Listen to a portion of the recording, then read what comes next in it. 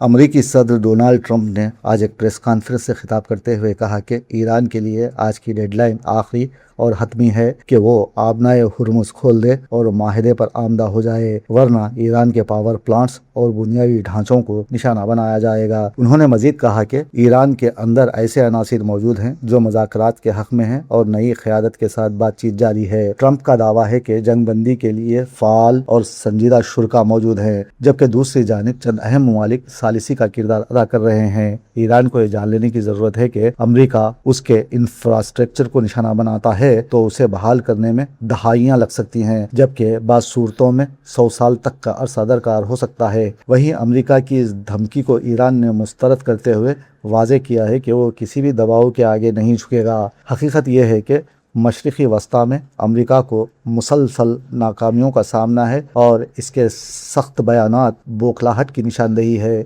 Iran के फौजी हुक्काम ने बताया है कि वाशिंगटन की बढ़ती हुई जारियत बयानबाजी दरअसल इसकी कमजोरी का एतराफ़ है। अगर अमेरिका ने किसी भी नौयत की फौजी कार्रवाई या जारियत की कोशिश की तो इसका भरपूर और सख्त जवाब दिया जाएगा, जिसके असरात पूरे खित्ते में महसूस किए जा सकते हैं। यहाँ समझने वाली बात यह है कि दुनिया एक बार फिर तारीख के इस नाजुक मोड़ पर आ खड़ी हुई है जहाँ फ़ज़ा में बारूद की बू महसूस की जा सकती है। सिफारती बयानात में सख्ती बढ़ रही है और सरहदों के दोनों तरफ खड़े सिपाहियों की नज़रें किसी गैर यकीनी कल की तरफ जमी हुई हैं। आलमी सियासत का दर्जे हरारत मुसलसल ऊपर जा रहा है। सवाल ये नहीं कि ख़तरा कितना भयानक होगा, सवाल ये है कि क्या इंसानियत इस बार भी वही गलती दोहराने जा रही है जो वो माजी में कर चुकी है, या फिर अब भी क्या अमन की कोई राह बाकी है। जवाब हाँ में भी हो सकता है और नहीं में भी, लेकिन ज़रूरत इस बात की है कि जहाँ जंग के खदशात हों उन मुल्कों को जज्बात के बजाय हिकमत को तरजीह देने की ज़रूरत है। अगर इंसाफ को ताकत पर गालिब आने दें तो अमन की राह निकल सकती है। अगर हमने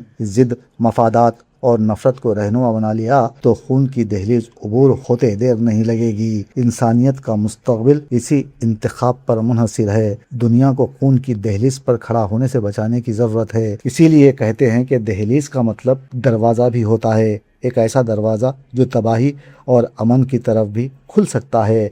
अमन को तरजीह दें और साहिर के अल्फाज दोहराएं। फतह का जश्न हो कि हार का सोग, जिंदगी मैयतों पे रोती है। जंग तो खुद ही एक मसला है, जंग क्या मसलों का हल देगी। इसलिए ए शरीफ इंसानों, जंग टलती रहे तो बेहतर है। आप और हम सभी के आंगन में शमा जलती रहे तो बेहतर है।